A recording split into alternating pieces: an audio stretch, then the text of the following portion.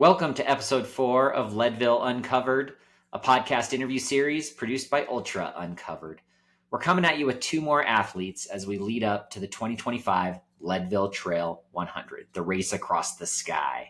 I'm Russell Ditzworth, and along with co-host Corinne Shalvoy, we hope you continue to listen in this month as we catch insights from these athletes preparing to test their grit and determination in Cloud City.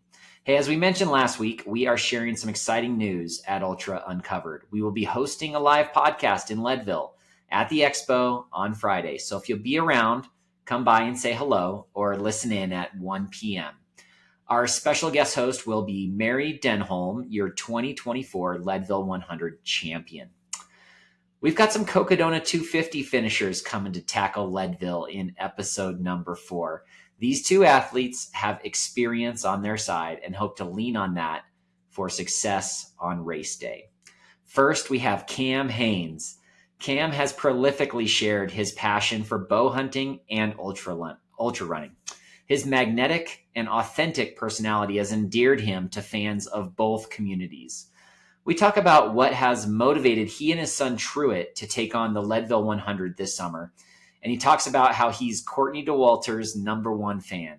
Cam walks the walk with fast ultra finishes at races like Cocodona 250, Western States 100, Bigfoot 200, and Moab 240, just to name a few. Watch for Cam to be putting his best foot forward in the name of family competition. Our second and final interview for episode number 4 is with Janji content and athlete manager Kyla Maher. Kyla's energy and spirit make her a favorite among her athletes, friends, and community alike. Spending time in Colorado this summer, she admits to feeling a little FOMO and began researching a way to get into this race last minute. Well, the Tahoe Trail 50K proved to be a fruitful qualification race, and she left California in July with the coveted coin. Kyla has really excelled at mountain 100-milers. I Am Tough, Crazy Mountain, and The Bear were all completed between 25 hours and 49 minutes and 25 hours and 59 minutes. So a 10-minute window. If she can manage a similar effort, maybe a big buckle and hopefully a great day would be in the cards for Kyla. Hey, if you're liking the coverage, please rate and review. And if you'll be in Leadville for the race, remember to come find us at the Expo. We would love to say hi. With that, let's get to the interviews.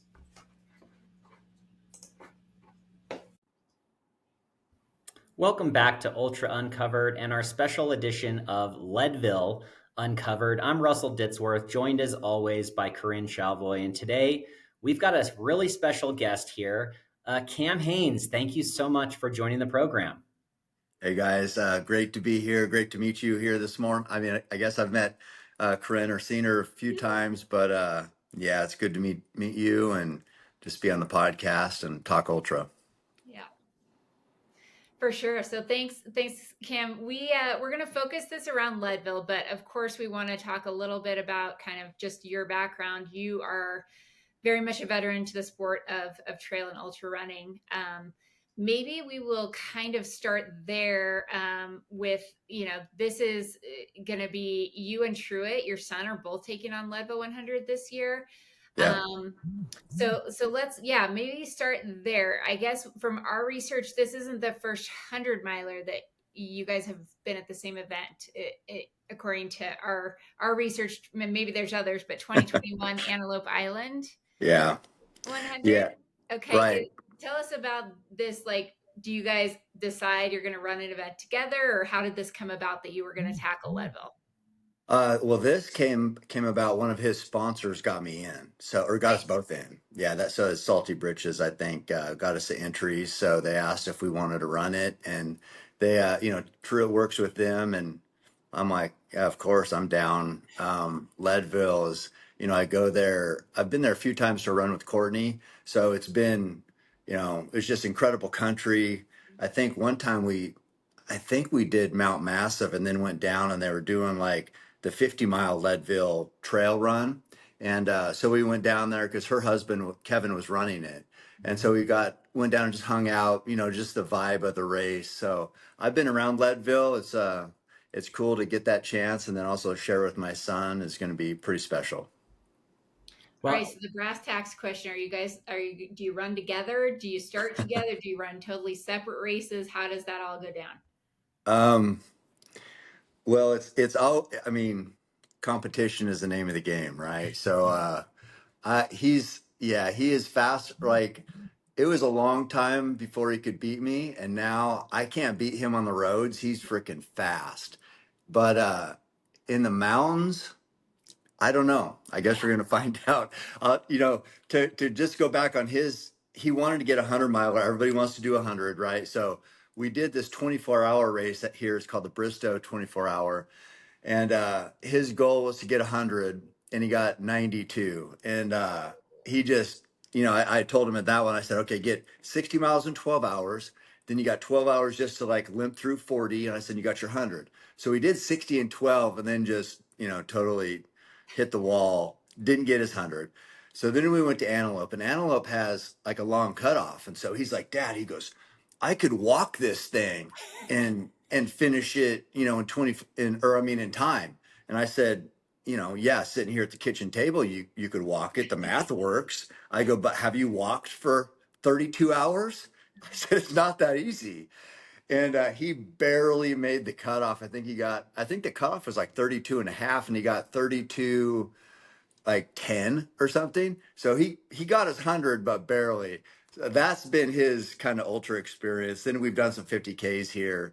Um, but he's a completely different athlete now. So his goal, I think Goggins has done this a couple times, and he's been a big Goggins, whatever. It's like the pull up thing. So his goal is to, like, he's got his eye on what Goggins got, which I think is around 21 or something. So whether he beats me or not, whatever. I mean, it's always competition, though.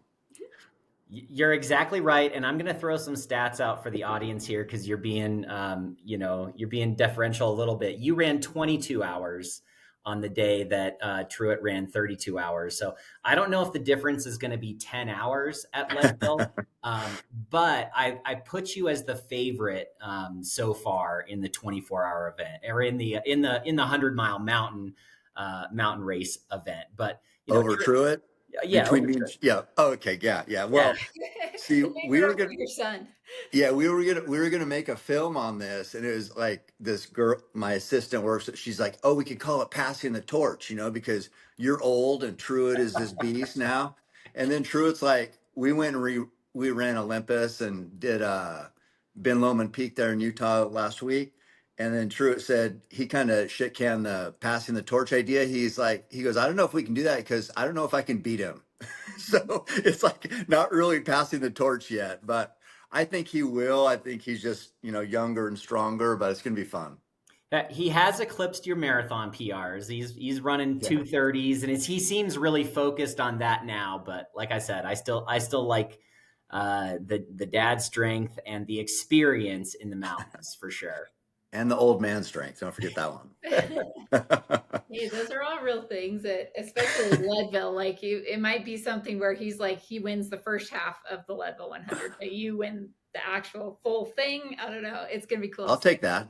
I'll Yeah. take that. Yeah. Because I'm pretty sure there's not like first half winners. So I'll let him have that one. Yeah. Nice. So question about kind of those unique challenges of Leadville, like what are you looking forward to, and how have you prepared to maybe tackle the altitude or just anything you think will be a unique challenge in this race? Oh God, I'm freaking. You'd think. I mean, I haven't done a ton of them, but you'd think as much as I've done, I would actually learn something over however many years it's been. But in Cocodona, I never even looked at the course map one time, and true to form, I haven't looked at the Leadville course. I have no idea other than I've heard it's kind of runnable, and what me and Courtney saw was like like a logging road type road, Mhm. but other than Hope Pass, so that's all I know. So That's great. That's a lot of, that's it. I mean, basically you got around Turquoise Lake, which is, somewhat flat, a little bit rocky. You got a little bit of Colorado Trail section. Then you've got a lot of fire roads, dirt roads, some that are a little bit of a climb, some that are not. But if you've seen Hope Pass, you know what that's all about. I think that it's really just Russ and I both did it as our first 100. So Oh, really? yeah, so we've had experience, and we've been out there almost like every year for the last probably 7 or 8 years, either coaching Oh, or pacing or helping. And so yeah, it really is just kind of getting back to that 62 mile at Twin Lakes, not completely shot. If you're able to do that and you can move pretty well that last 40 miles, but it's just the altitude affects people differently. Some yeah. people can't eat, some people have GI issues, some people throw up. It's like you don't know. Well, that's so I just went and I did a couple summits here on my little hill, and we live at 300 feet. So Eugene, or maybe 400, maybe Springfield's 400 feet. But yeah, so the elevation, I don't get that. We're so low, just right, the ocean isn't too far from here. So the elevation will be a challenge. Other than I've been back there and, like I said, Courtney and I've done, I think, 6 14ers with her, and it hasn't been terrible for me. So I don't know. Maybe I'll get lucky. Well, maybe you're a good responder to elevation, which is a thing. Like your genetics and how you respond to elevation is a thing to consider. So knowing how you respond is a really good first mark. Good. Well, yeah. Hopefully we'll avoid the GI as you mentioned, Yeah. and we'll be good to go. Staying Well, hydrated. I yeah. don't know. I don't know. Russ ate about 65 goo rock chain cherry limeade, or raspberry. Cherry lime Cherry lime, gels. which all the Okay. caffeine in them. Yeah. I don't. I'm like, yeah. I don't know. I'm terrible at preparing or getting ready, but um, yeah. I think like so. How far are the aid state? Is it pretty good aid out there? I mean, because some like the 200s, it can be a while before you get to the aid stations, right? So you're packing a lot of stuff. But is this pretty well stocked? At most 10 miles in between Oh, aid. okay, cool. Yeah. Yeah. Yeah, I mean, and it's a big race. Isn't there like 600 people Yeah. too? It's big. Yeah, Usually I don't think I've done one. between 600 and 800 starters usually at Leadville. It's one of the Hmm. bigger 100 milers. Yeah, that's going to be good. I'm pretty pumped. I mean, it's iconic. My research was going to be I'm going to watch a couple Leadville movies. There you go. Perfect. The Y, You got Billy Yang has one about Leadville. There's all okay, sorts of good yeah. ones. Is that a good one? The why? Yeah, Yeah. it's a decent one, Okay. I think. It's All right. him. It's him. Well, it's him running it, isn't Yeah, it? it's him Yeah. running it. Yeah, yeah. They show it at the expo too, or at least part of it, which is fun. But there's a few good ones out there that showcase the terrain. Yeah. I'll probably do that. Then we'll see how I do. Well, you mentioned Courtney, and you're obviously referencing Courtney DeWalter, who lives in Leadville. So you spent some time there. You've spent some time with some really great pro runners. Courtney DeWalter comes to mind. Des Linden comes to mind. Emma Coburn. Um, I mentioned before we started talking Connor Mance, your discussion there. And I'm just really interested. Who's out there in ultra running or in track and field that you think would be really good with a bow, or who would you enjoy going shooting with that you haven't been able to do that with yet? Oh, that I haven't been able to? Yeah. Let's see. Uh, I mean, I talked to Zach Bitter. We did like a shoe testing back there in Austin. He'd be pretty cool. I mean, he's just a machine on his 24-hour runs and stuff. He's a stud. Let's see. Uh, Man, who would I want to? God, I don't know. I mean, I look up to so many. There's so many like, I was following Dan Green. He seems pretty cool from Cocodona. Just a young kind of badass, just and puts in so much work and is so good. And I think I've listened to a couple. He's got like, I think he's on a podcast, but anyway, he seems cool.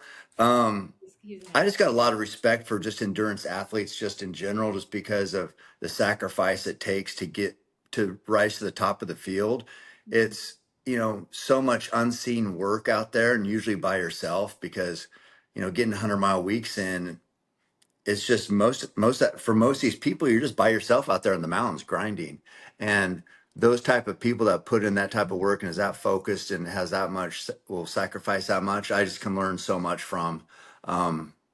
So yeah, it's like with what I try to do though, I'm selfish in it. I love being around like these elites and these outliers because I'm always like, what can I learn from them that's Mhm. going to make me better? And I've been really lucky just to be around just icons and try not to be weird about it, but I'm always like trying to like pick their brain and learn just because I'm trying to, learn what I can from anybody, and they got a lot to teach. Yeah, for sure. So Yeah. yeah, kind of tying into that, talking about the intersection of kind of hunting and trail and ultra running. So beyond the physicality and the physical endurance, are there other ways that you think ultra running helps support your like bow hunting and your preparation? I think just being comfortable in the mountains is that's a big part of hunting because with hunting, basically, you're always observing. That's basically what hunting is. You're observing and you're taking advantage of opportunity. Like you see animals, you see tendencies, you know the animals, the biology, what they prefer, what they don't. So basically, you're a student out there all the time. You're observing, learning, and trying to identify chinks in the animal's armor. Because I bow hunt, so I have to be very close, and then it's just a matter of just getting a perfect arrow to bring that animal down, which they're very tough. So I think just being aware out there has really helped me become in tune with nature and the mountains. And that can only be a benefit when you're pushing your body too, because you're kind of responding. A lot of times I'm responding to what the mountain gives. Um, I know, I know what my body can do. I know where I'm weak mentally or physically. And so you're just trying to identify that. And it's just reacting. It's reacting to different challenges out there, and just being in the mountains so much over 40 years of hunting, you just you just get really good at that. Either you get really good at it or you don't have much success. So I've been lucky enough to have a lot of success, and so um, I must be able to use things to my advantage, and I think that's helped me in ultra also. It's just kind of compacted in ultra where you might have a 10-day or 2-week hunt, Mhm. and those lessons you're learning, you have time to to take advantage of it, whereas in an ultra it's like all condensed, but it's still the same type of um process, I guess. Is just just reacting to the mountains and being comfortable out there. Well, and so I know, just bringing it back to kind of this year and your schedule, you've got Leadville coming up, but then obviously you've got hunting season coming up, and I know you've got kind of a tour of some different states that you're going to go to this season, and you've done dozens and dozens of ultra races throughout your career. And my question is, are there some that like conflict with your hunting season that you wish that you'd be able to like go do, from an event perspective? Are there any out there that you're like, man, this one always conflicts with this, but I would love to go take a crack at a certain race? Oh yeah, I mean, everybody knows I'm not good enough for UTMB type race, but that's like at the end of August, which it just the excitement. Me and Taylor, we just did this peak here. My brother Taylor Spike, he's an ultra runner also, but we did Diamond Peak, and so we were talking about God, what's that one? Where they're Courtney did it, where they're running through all the people, and it's like the Tour de France and like the Yeah, big climbs. UTMB. Well, no, it's a Grand shorter Race. one. It's a marathon. Oh, Is it? Zagama.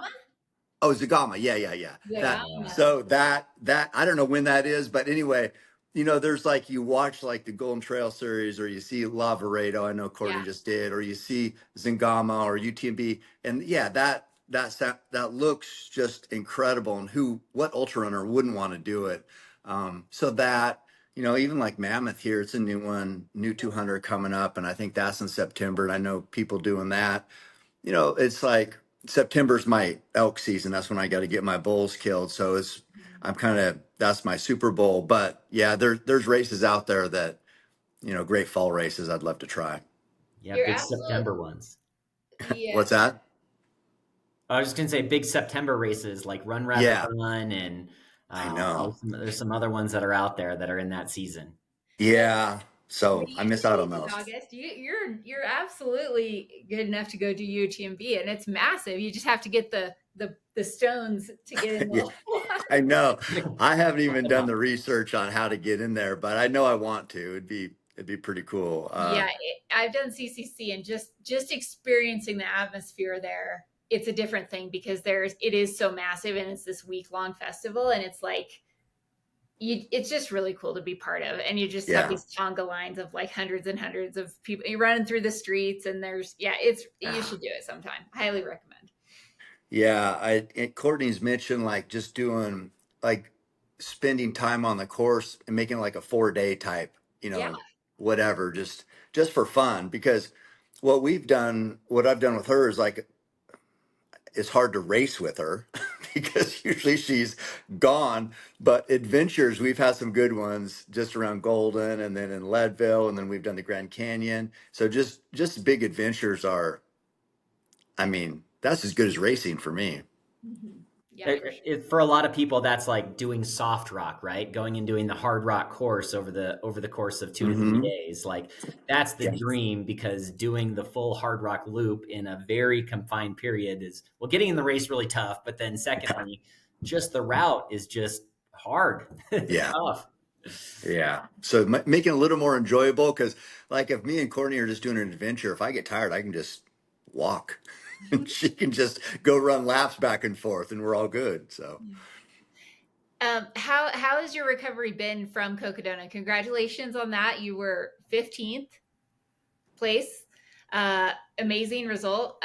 How has it been kind of coming, how has you've done other 200s, but has the recovery gone pretty well, or did it, I guess, tell us a little bit about that experience post Cocodona. God, those races are so freaking hard. It's like you forget or you block out or you want to forget how hard they are. You just remember the cool stuff. And then you get in them and you're just like, man, forgot about this. But I got sick afterwards, which was crazy. I felt, at the finish, it was all good. I mean, I was like, I think something was wrong. I was all swollen up. So I don't know if it's salt. Your body goes through so much crazy things, but I felt pretty good other than my body was all swollen. And then I ended up getting sick, like freaking, I can't remember what it was called. Not COVID, but neurovirus, I think. Oh, yeah. And I was like stuck in the hospital, or I had to go to the hospital, but I was stuck in the hotel for 3 days. I couldn't even move.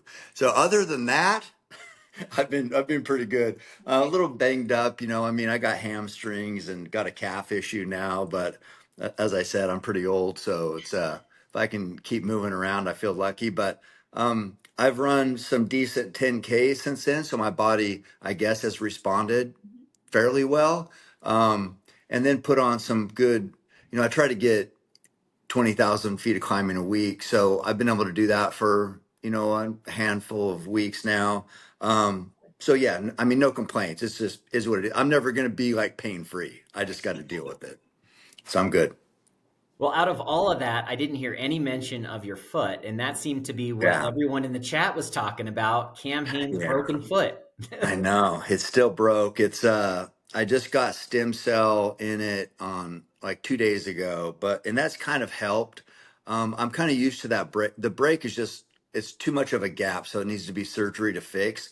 And I'm used to that, but it's just causing problems up my leg. So that's what's causing my hamstring and stuff. But yeah, the foot is just like whatever. It's been a year now, and like they keep saying, okay, surgery now, and I'm like, okay, well, let me get this race done. I think I can hobble through it, and then I'll come back in, and then I just keep having. I don't want to do it because it's two surgeries. It's like to put a plate in and then take a plate out, and I'm like, if I can still just get through these, screw that foot. So Yeah. Well, and if you want to hear, you had a great conversation with Jeff Garmeyer after Cocodona 250, breaking down some of that and discussing with him. So we can link to that podcast too, if people are interested in hearing more about your Cocodona experience. But actually, Corinne and I did kind of a series pre-Cocodona, and one of the things that got mentioned in that podcast that I think you may or may not be aware of is we did a little kind of like celebrity who's this person or this person, pick this person or this person. And we had you matched up against Jesse Haynes. And so now I remember this one because Jeff said, "Oh, I don't know. I'll take an influencer over a real runner." I think I brought that up. Yeah, it was you guys that started that. We started That's it. not Russ's idea. It's all on him. But so I wanted to give you some of the stats from everybody that answered that question. So Okay. the question got asked to 6 different people, and 4 people picked Jesse Haynes, and 2 people picked you, including myself and Shelby. So we can give Shelby a big Shelby shout out. Farrell. Shelby Oh, Farrell. Pharrell. Oh, Yeah. good. Yeah, So, I love her. She's awesome. so you had a fan there, but Okay. yeah, I was just curious if listen, we like the idea, we thought it was kind of fun, but hopefully you didn't take offense to the No. actual question. It was more of Jeff's answer there. No, I would have picked, I told Jeff too, I think. I would have picked Jesse too, because Jesse is a way better runner than me. I mean, one Moab, he's a stud. So, I mean, if I'm being honest, that was a good pick. But when people are mentioning your name and like, you're like, wait, did they just say my name? What'd they say about me? So, Yeah. yeah, it's just fun. Just It fun. was I fun like the because of question though. the same last name thing. Like we had Satisfy guys up against each other, Michael Versteeg versus Max Joliffe. Like Hmm. they're on the same, they have the same brand sponsor. So it was just kind of fun. We had, who else did we have, Russ? Like the AJW versus Andy Glaze. the Yeah, that's Andes, right. Andy That was Glaze. good. Yeah, That was good. that Yeah, was, I saw AJW got the finish. I was sick. I know, it was fun. I did see um, Andy Glaze out there too. Talked to him, or just had a brief interaction at the beginning of the race. So it's yeah, I love this community. I love the question. The question's fun. Yeah, no, I don't take it personal. It's just fun, and I agree with whoever picked Jesse. That was a good choice. So. For the record, Jesse wasn't able to finish the race, so Cam did win that matchup. Oh yeah. Yeah, Um, yeah, for sure. And I mean, I would say that like for me, and I follow the sport pretty closely, I didn't know as much about your ultra running history, Cam, but I was very impressed with not only your Cocodona, but just looking a little more into, kind of what you've done over the years in terms of trail and ultra running. It's very impressive. So congratulations Oh, on all that. So yeah, thank kind you. of along those lines, it seems like you do also keep an eye on the sport and the community. So is there anything that like you're excited about that's coming up? Do you follow, are you going to follow all the UTMB races? Anything in particular, YouTube channels, things that you're paying attention to right now in the sport? Oh yeah, I mean, it's pretty much all I listen to is, I mean, is just ultra running podcasts. If there's a good hunting one, I'll listen to that too. But I love the ultra talk. I like the hot takes, like your fun question. I like that because ultra it is so positive and complimentary, and that's good. But you like the hot takes too, I mean, so I like Jeff Garmeyer was saying like I was the Taylor Swift of ultra. It's like just fun. It's just fun stuff. But yeah, I mean, I'm definitely looking forward to following Courtney at UTMB. I always say I'm her number one fan. So I feel like the greatest to ever do it. And love following her. And I know somehow she just keeps getting better. She's 40 now, but she's like an ultra. That's not even old. I mean, I can look into it to myself and just verify that. But I think she's getting better somehow. And I just think that like the ceiling she has, like for winning, I know she's won Moab. It was the year I did it, but overall, but I think she can compete at the top spot in even these big, world class races. And I just love it. I love seeing that. I've always said, I think women are tougher, like as far as pain and what they can deal with and push better than men. And she like the way she locks in. I didn't know how her pain cave thing worked until we had her on the podcast, and I was actually talking to her about like she's actually thinking about the hammer hitting. It's not like pain like I'm in my pain cave, I'm just dealing with this pain. It's like she's actually thinking about the hammer hitting the chisel and rock falling. So it's like she's got this mental unlock to like these new levels. So just seeing her ascend and even get better after a handful or not more of a handful of years now, like over 10 years now is pretty cool. But I'm excited to see how Mammoth goes. I think there's good prize money there, which I love that I think ultra runners, I can look to my own experience. I haven't run better than I am now, and I'm old. But like when a lot of ultra runners, they have to balance full time work, just like kind of Andy Glaze does, and you balance full time job with all this training.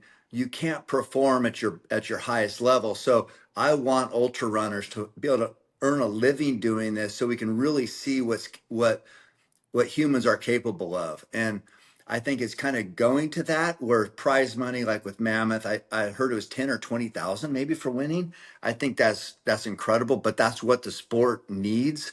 Um, and I think that's what it deserves, really. I mean, there's people making money at their shoe companies are making money. There's more eyes on it. There's more podcasts. There's more excitement about it.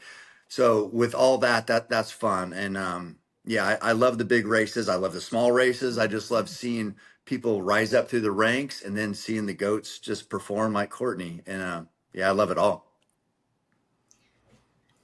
Nice. I was in Vegas this past weekend, and I think I saw ultimate frisbee, wife carrying, and something else on TV. And I'm like, how are these sports on TV and ultra running is not on TV? What the heck is going on here? I know. I mean, I want to see ultra in the Olympics. I mean, I Yeah. think we can do it. They got 10 days to figure it out, whether it's backyard or 100 miles. I know the viewers would be there and it would just blow up the sport. What I want that to happen while Courtney can race. Again, as I said, I'm her number one fan. So it's like, Mhm. I want the world to see that type of ability. And so I'm like, kind of like, come on, Olympic Committee, let's get this freaking figured out. It's not that hard. Yeah. Courtney is a national treasure, and Yeah. we should all be there. I think you'd have a lot of competition as number one fan. Yeah. I mean, I know she's hard to hate for sure. Okay, well, I really appreciate your time. We got a couple final little questions here that we're going to ask right around Leadville. And my Okay. first one is kind of around the crew and pacing experience. So at Leadville, obviously, you can have crew there, you can have pacers. Leadville's very interesting because the pacers are allowed to mule your equipment or your nutrition or kind of whatever. So my question for you is there a certain thing that you're looking forward to having your pacers mule for you if you are going to use pacers? Yeah. I mean, I don't even know if I'm have a pacer. I don't know with this many people. I kind of like not having pacers personally. Okay. I think a Cocodona, I think it's useful because there's sometimes like in the multi-night things where you're just not, your brain just is broke.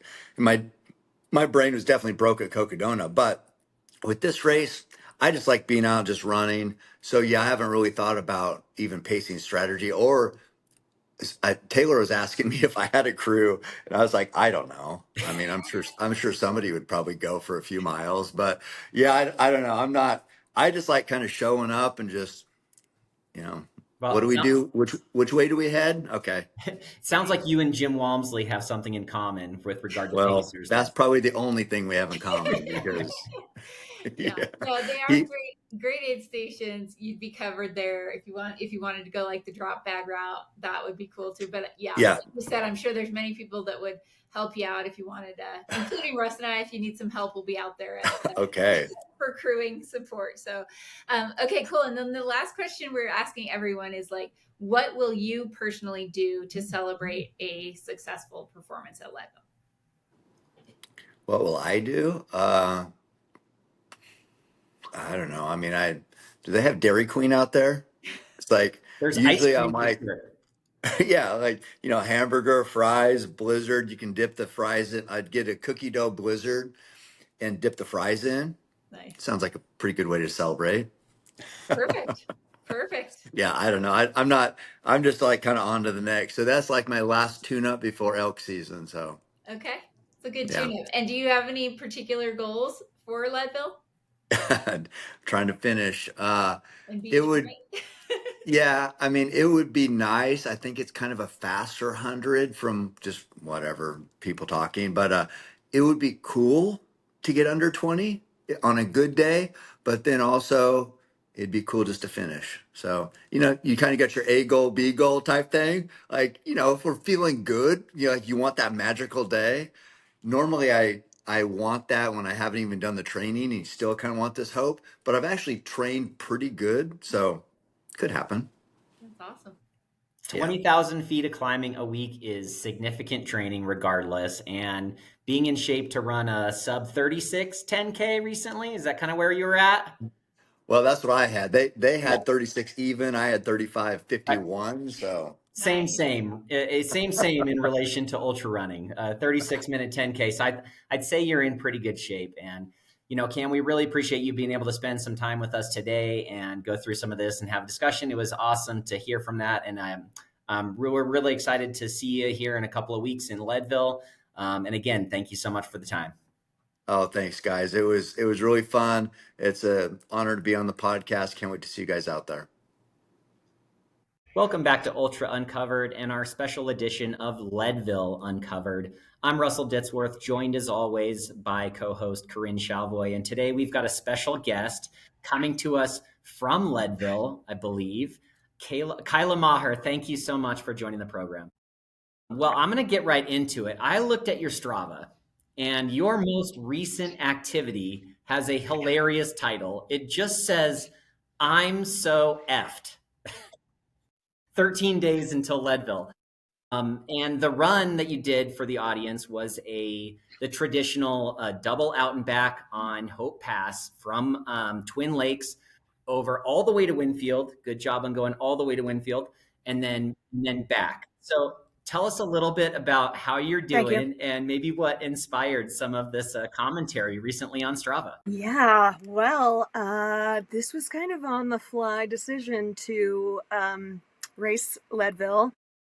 Just I guess I'm on the road currently, coming to you from my travel trailer here, and I was planning on being in Leadville anyways. I was going to pace and crew someone who's now injured, and so I was sort of like, well, shoot, I'm here. I'm like, I can't breathe anyway, so I don't want to have foam. I don't want to be at the race and have FOMO. So I kind of like last minute,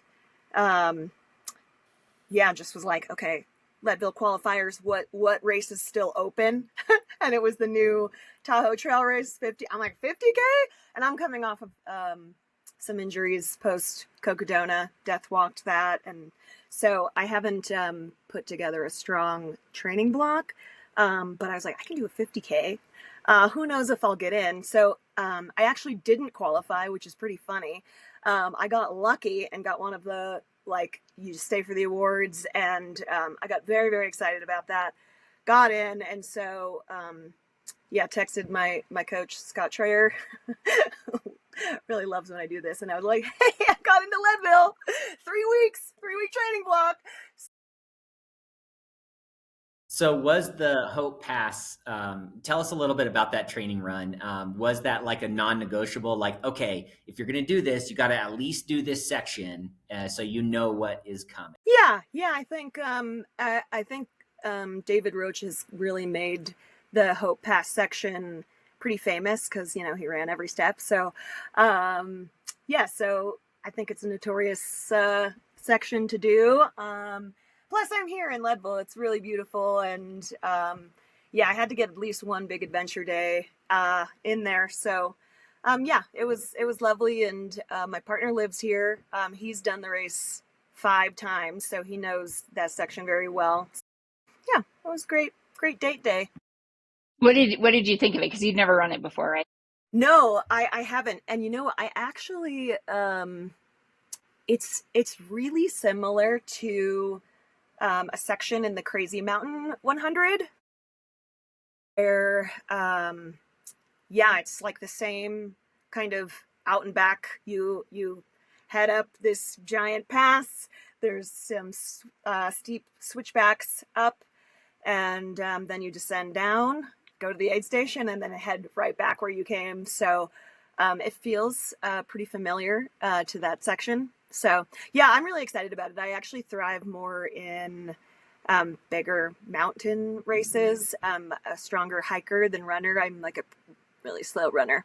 So this race that section I'm looking forward to the most. The rest of it is going to be really interesting. Yeah, no, that's good insight because I was going to ask, compared to some of these other hundreds that you've done, and like we heard Andy Glaze, who's also running Leadville, describe Crazy Mountain as like a mini UTMB. He felt like, Yes.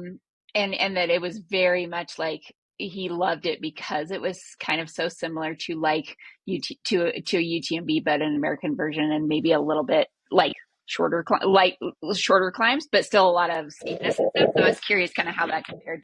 Leadville is nothing like crazy, but that particular section of Crazy Mountain, going up to Conical Pass, is like very, very similar. So I'm not worried about the Hope section. Like that's where maybe I can hang. It's the running part that is more terrifying to me. So. Yeah, for sure. So, okay. So go back. You covered a couple of things we were going to talk about, which was getting into the race. You got the coin staying there at the Tahoe 50K, which is awesome. And then, but going back to Cocodona, just tell us a little bit about kind of, coming out of that, how you've been recovering. Just for those who don't know, you ran it this year, you completed it, and it was. I walked it. Okay, but you were out there for a long time, and it was that is difficult on the body. Like it's probably good, great training, but like how was that recovery? You said that you had a couple of little injuries, so just talk a bit about that. Not too long, but I won't talk too long about it. I relate my experience to Cocodona. Like I have this when I see like a really fast road runner try a trail race and fail, I get like really happy inside. And I feel like that's what like the 200 runner pros like must feel when they see how badly I fail. I'm like, I really was confident going in. I was like, I know I'm a noob, and I'm like, I was respecting the distance, but I trained really hard, and I really thought I could do it in like 3 days. I did not do it in 3 days. Things went wrong from the beginning, and I death walked for a week. I basically like a work week. I was just death walking. My crew, I don't want to spend too much time on it, but there was a point at which I tried to quit like all week. I was trying to DNF, and my crew was not letting me, and so there was, I called them. I was on a dirt road. I can't remember which aid station. But I was like, you guys need to pick me up. It's taken me like 15 hours to do 12 miles. Like, this is not what I came here to do. This is so fucked up. I'm like, pick me up right now. And they wouldn't come pick me up. They were like, if we pick you up, then it's over. There's no coming back from it. So like, just walk to the aid station. We'll feed you. You can sleep, and then you can quit. But we're not coming to get you. I got so mad, I hung up the phone, and I'm like, well, it's a free country. I'm calling an Uber. So I immediately try to call an Uber in the middle of the race. It's like a dirt road. Anyway, it was 4 a.m. There were no Ubers. Otherwise, I totally... Oh, God. You tried to extract yourself from the race. You're only allowed to quit at an aid station, Kyla. You're not allowed to quit in the middle. Where would I even have them take me? I'm like, so since then I had like PTSD a week after. So I went into the race slightly injured, finished the race very injured, and then for a week, like just emotionally it was like so that's just like kind of a lot to keep. So once I had quit like early, and I made up my mind that I had stopped racing, but I kept going because of my crew, and that battle like never really went away. Just like, why am I out here? What am I doing? I'm not even racing. I'm just walking to Flagstaff. And so the week after the race, I kept having these nightmares that when I had to wake up, like when I woke up, like I'd have to keep walking. Oh no! Like I was in the race, like far after the race. Oh my gosh. Okay, so then there's been this slow comeback of running, and just because, I mean, you guys understand, because we're ultra runners. As soon as I could run pain-free for 20 minutes, then I was like, what race am I gonna do now? Tahoe 50K. Okay, do it. Yeah. So, yeah. Well, I mean, in a way, that's good, because we can kind of help. You can continue between Tahoe and Leadville. You'll kind of rewrite what the trauma is, or like what the last story is. I mean, so every ultra that I am now doing that's like, you know, over 50 miles, I'm gonna have a safe word. So we're gonna call it if I'm walking 1 mile an hour, it's time to go home. But so there's no pressure on this race. I'm excited to be in community. I'm excited to be at the race. This race has so much history, and no expectation. I just want to be out there to have a good time, and I guess my only goal is to like beat my boyfriend. Nice. Oh, he's racing as well. Yeah, it'll be his sixth time racing. Okay. So he's a Leadville local. And actually, we we met on the dating apps, and the first thing he did was look me up on Ultra Sign Up. Perfect. And it turns out we had run against each other in a small 50-mile race like a couple years back, and I beat him by 10 minutes. So he's definitely going for some revenge here. But nice, that's awesome. Yeah. Okay, so I was going to just ask real quick about crew and pacers, because we had that, but he's not able to pace you or crew you because he's racing. So how does that look different than what you did at Cocodona? Is it intentionally different? Are you telling crew like the safe word, and that if that comes out, it's done? Well, there was so much pressure around Cocodona. I also work for Janji, as you guys know, and I led a whole like brand activation, our first one at Cocodona. So I was doing like so much coordination. I wanted to get all the athletes that weren't racing. We had 5 athletes racing, but I also wanted any of our athletes who weren't racing to get involved.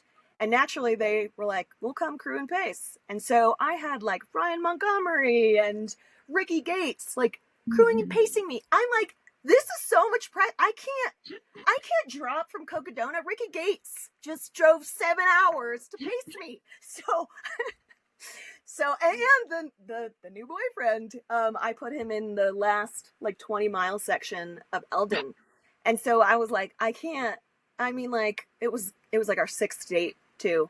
So, you know, it's only uphill from here. But I was like, I can't drop. I have to go spend time with Jacob. So we had like a 14-hour date.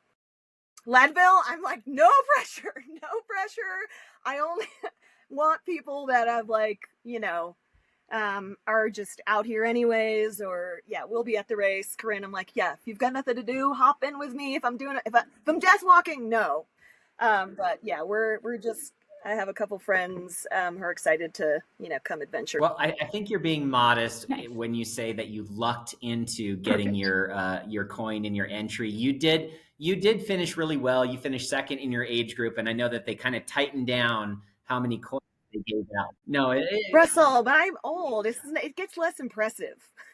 No, it does not. There are a lot of fast people in our age group, Kyla. I will remind you that Cordy DeWalter is now a 40-year-old individual. But I get that excitement of like, because I've had that experience where the coin, it rolled down to me where they were giving out more coins in that age group. But, you know, you ran really well at that 50K. So hopefully that gives you some confidence going in that like, hey, I'm moving well and I'm moving better, and things are going to be, it'll either way, it'll be over in a very short amount of time in comparison to Cocodona. Totally. Yeah. I'm interested in like a couple things. It'll be, like what can I do on 50-mile weeks? I've always been way more prepared for 100-mile races. So it'll just be interesting to see like how much I'm not as fit, but so much of 100-mile races is logistics and luck. And, you know, if your stomach and if all the nutrition goes well, and, you know, my feet don't get too beat up. So let's just see what happens there.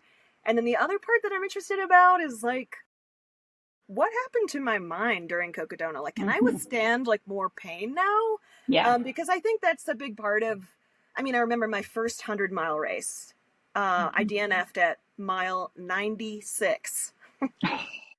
And that pain was the same that I felt during Cocodona. I just had way better crew, and they just didn't. And I walked Which through the race was band. that?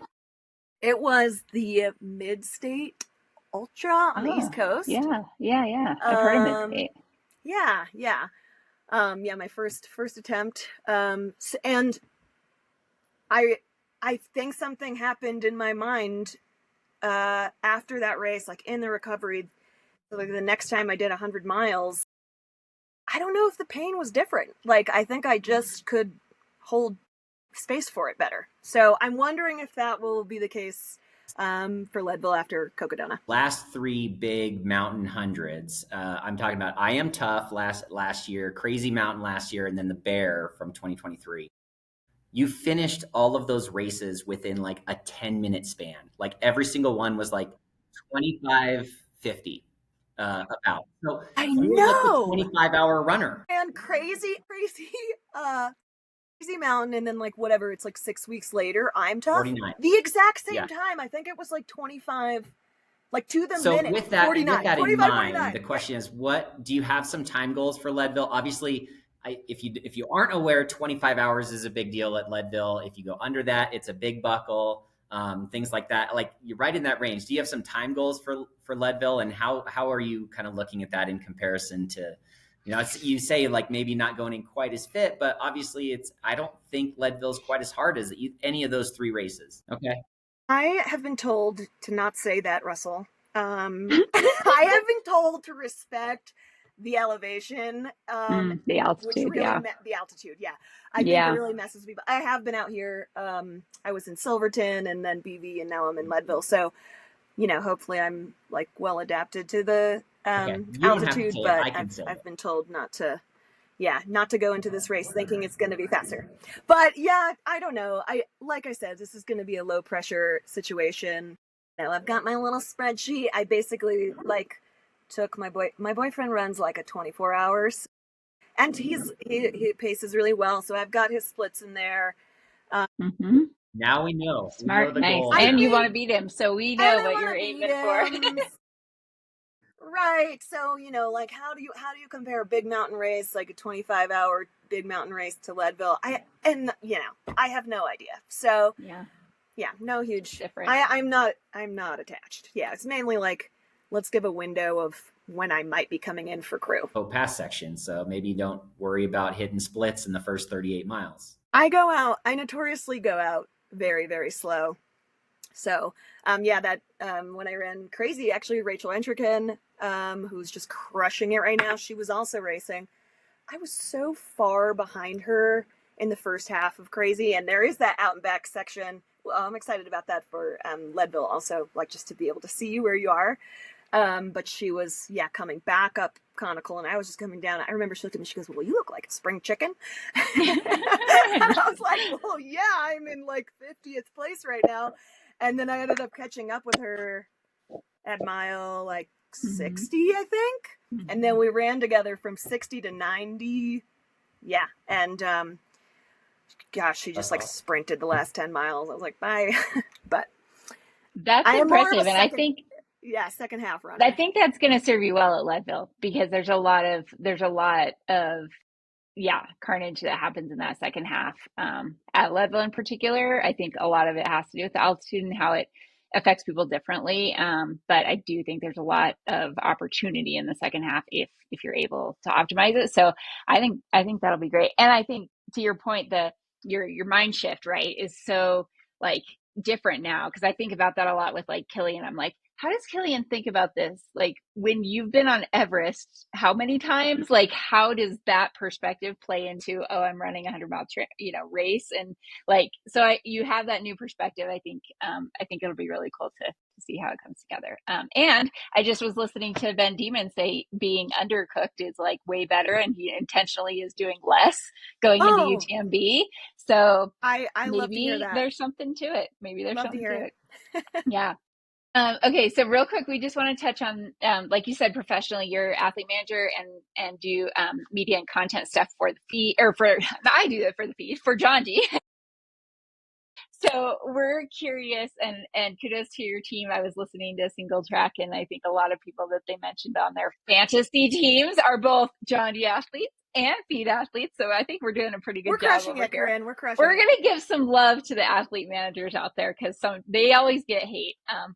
But yeah, like two questions, one fun question, one serious question. The serious question is how has that been for you working in the space that you're also super passionate about? Different than you thought it was going to be? Do you, are you kind of constantly challenged with like separating, Kyla as an athlete from Kyla as an athlete manager? So how has that experience been for you? That's a really good question, and something that I have to think about all the time, and I think probably for you as well. One, I'm just not the type of person that really is good at separating my work and way I make money with the things that I'm passionate about. It's just like my whole life they've been smushed together. So perhaps makes it, because I've always done that, and it makes it a little easier. But all the athletes on our team are my friends. So that's, and we have a relationship outside of the professional partnership. There is some overlap there, but I think I try my best to kind of like give attention and respect to wearing those hats, and making it clear, like when I'm talking to Ryan as my friend, and when I'm talking to him as his athlete manager. And it is kind of like an art where I have to make sure that Janji's getting what Janji really needs out of the partnership.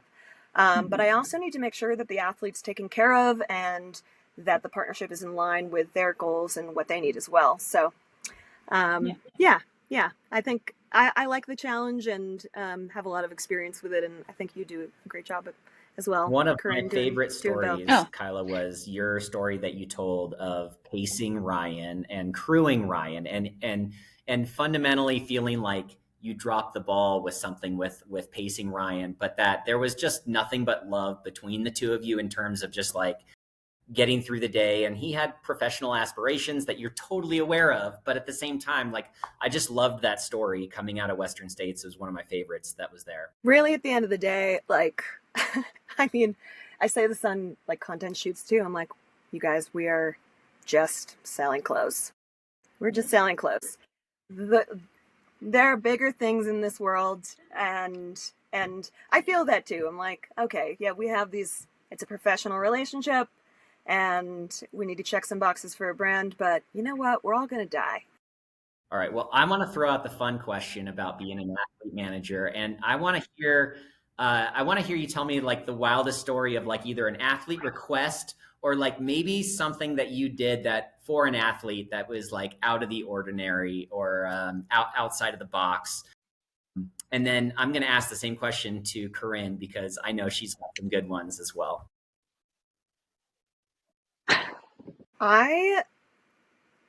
You guys did not send me this question beforehand, so I haven't had a chance to think about it. But the first thing that came to mind is actually the other way, like crazy things the athletes have done for me, which was during Cocodona.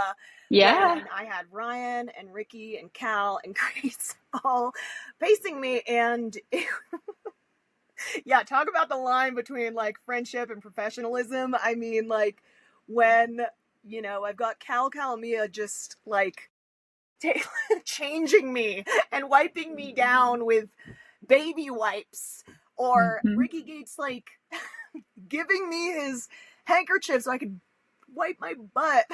These are things where I'm like, is this okay? Oh, that's awesome. So yeah, what happens at Cocodona stays at Cocodona, I think. Even though I just told you all about it. Yeah. So yeah.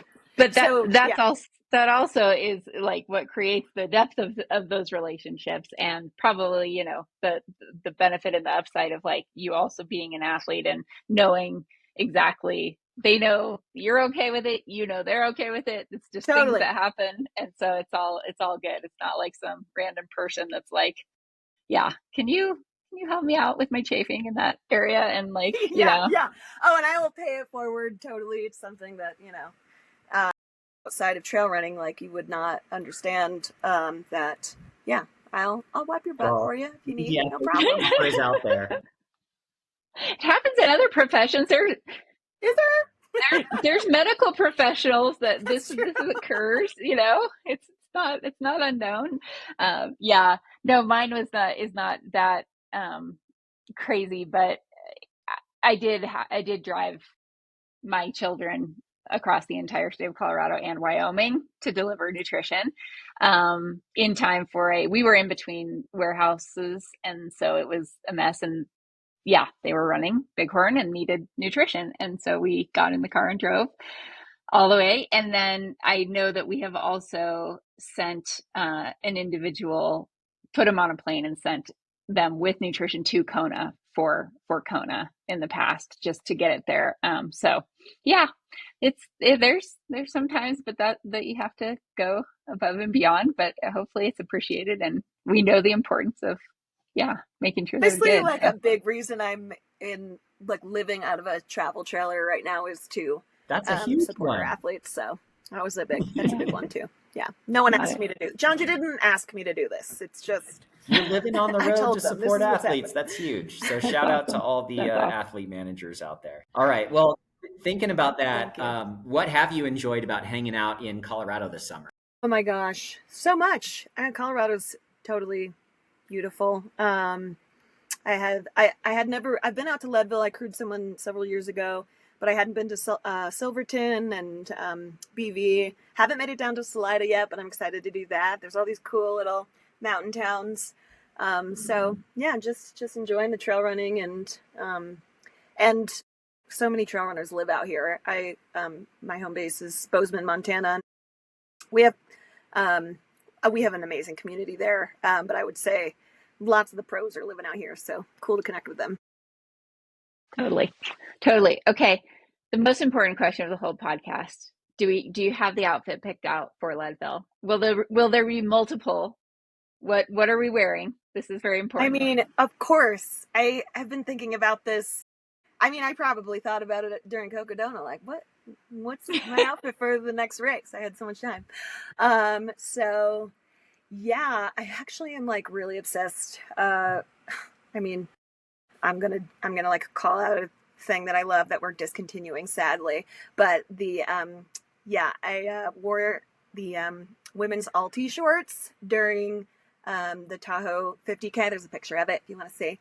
But they're really cool linerless shorts that just add like another layer of pocketing and coverage if you don't want to wear like Janji's pace shorts, like the tight bike shorts. Those are super, super popular. The pocketing is like incredible. But yeah, I like to layer the Alti shorts over the pace shorts. So you just have another layer of pocketing, really lightweight, and looks super cute. And there will be outfit changes. Yeah, there'll be outfit changes for sure. Awesome. Yeah. Sweet. Can't wait to see it. Okay. We're going to be looking forward to that. We're going to have to coordinate if I do end up pacing so that we make sure we look good in photos. Yeah, for sure. During the pacing sections. Obviously. Yeah, obviously. We will do that, obviously. All right. And then we've just got a couple final things that we're asking everybody. The first one is, what are you most excited about letting somebody mule for you? Because Leadville is one of the only races that allows muling. So is there anything in particular you're really like, oh, yay, I don't have to carry this? Okay, literally everything. But Jacob, my boyfriend, told me that muling was allowed. I hadn't done the deep dive into the race logistics, and I thought he was like fucking with me to really get me. No. Yeah, No, this is real. Yeah, I thought he was lying to me. So yeah, literally everything. I'm not carrying one single thing. Perfect. Yeah. Perfect. Just hand the vest over. Yeah, I've both had our friends carry our full vests. I cannot wait to I will start the race in a vest. I cannot wait to get to Twin Lakes and that is a great way off. to go. Yeah. Many pacers have worn their vest and then the racer's vest over the top of it. That's the move, maybe. All right. Our last question for you today. What are you going to do to celebrate after the Leadville Trail win? Oh, that's a really good question. What am I going to do to celebrate? I'm going to probably drink a bunch of beers, honestly. Maybe smoke a cigarette. Who knows? Whoa! Nice. I think that's the first time we've gotten that answer. Yeah. Just making sure people are Love it. listening. Love it. Love it. Awesome. Well, we'll be excited to see you out there. We're doing a little short live pod during the expo on Friday. So we'll Awesome. be there then. And then, of course, we'll see you on race day. And hopefully it'll work out timing wise that I can also jump in with you for a few miles. But really just looking forward to it. And thanks for joining me. That would be so fun. Thanks, you guys. Fun chatting.